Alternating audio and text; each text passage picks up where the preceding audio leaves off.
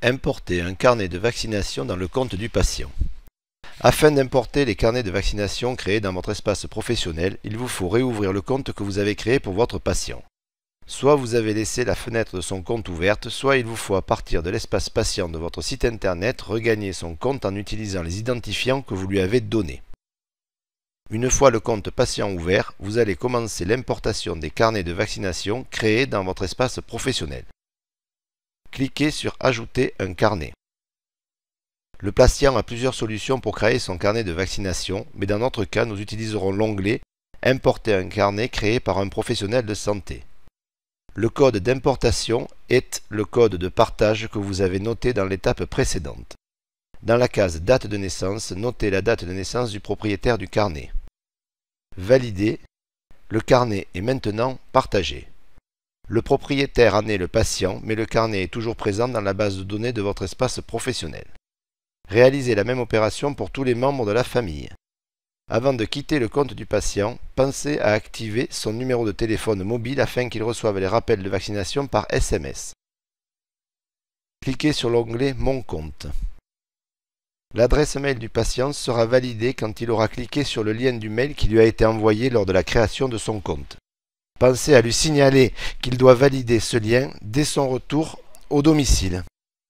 Le patient doit aussi indiquer son numéro de mobile et valider celui-ci en entrant un code envoyé via un SMS. S'il a son téléphone sur lui, vous pouvez activer son numéro de mobile avec lui.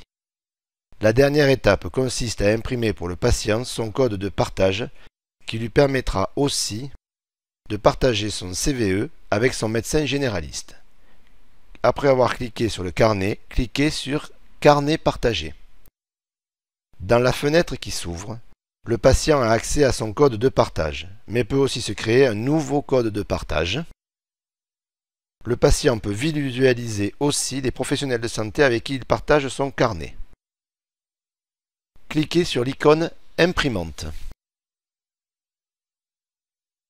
Vous devez imprimer cette feuille pour la remettre au patient.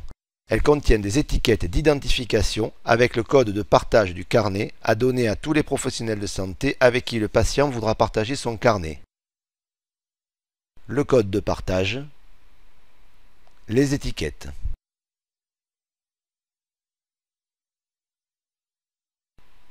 Nous notons que sur chaque étiquette, nous avons bien la présence du code de partage, mais aussi d'un barcode qui permet en cas d'urgence, hospitalisation ou accident, d'avoir accès au vaccin validé du patient. Indiquez à votre patient qu'il doit toujours avoir une étiquette sur lui. À partir de ce moment, vous n'aurez plus à vous rendre dans le compte du patient. Toutes les interventions devront être réalisées à partir de votre espace professionnel, ce qui générera des rappels SMS ou mails au nom de votre pharmacie. Vous avez terminé l'inscription du patient et lui remettre deux feuillets, la feuille d'accès à son compte et la feuille d'identification et de partage. Dans la prochaine étape, nous verrons comment insérer et valider les vaccins dans un carnet de vaccination électronique.